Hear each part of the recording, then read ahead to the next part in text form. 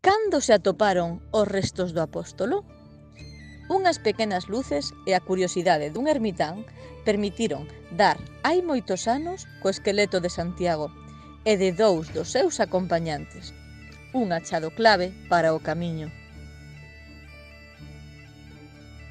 Con seguridade ninguén o sabe, pero era preto dos anos 820-822 cando un ermitán, ou sexa, un home que vivía só, afastado do mundo e rezando, chamado Paio, se atopaba en Libredón.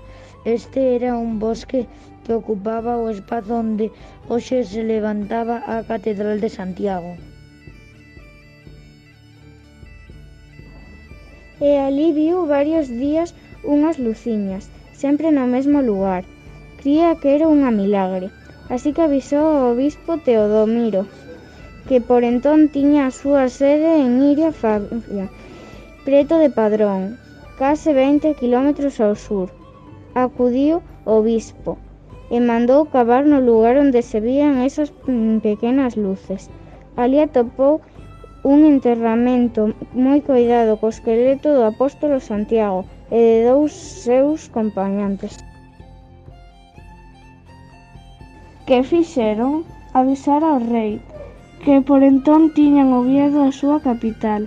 Ese rei, chamado Alfonso II, baixou ata Santiago e convenceuse de que aqueles osos pertenecían, en efecto, ao apóstolo Santiago, que morrera por decapitación en Terra Santa, onde hoxe está Israel, e, segundo a tradición, fora traído a Galicia polos seus seguidores nunha nave de pedra que carecía do temón.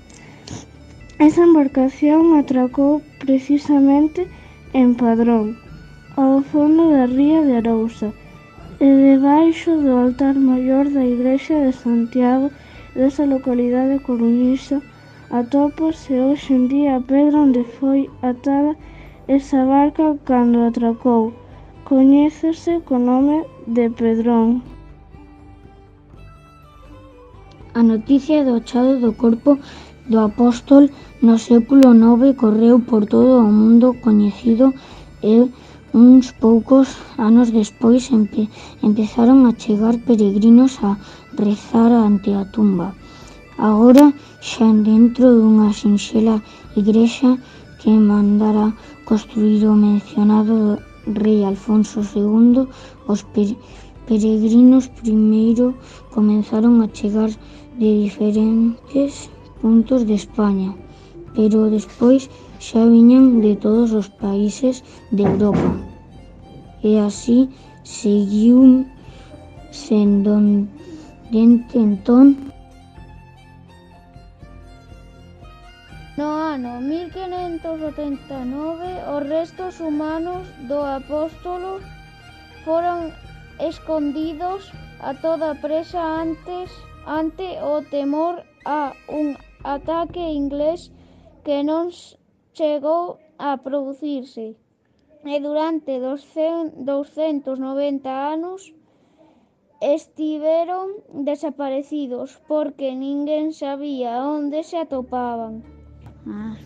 Foron descubertos 300 anos despois no trasaltar, ou sexa na parte de atrás do altar maior da Catedral Compostela, e as peregrinacións volveron coller moita forza. Un texto de Cristóbal Ramírez para a Prensa Escuela, lido polo alumnado de cuarto A do CEI Plurilingüe de Monforte.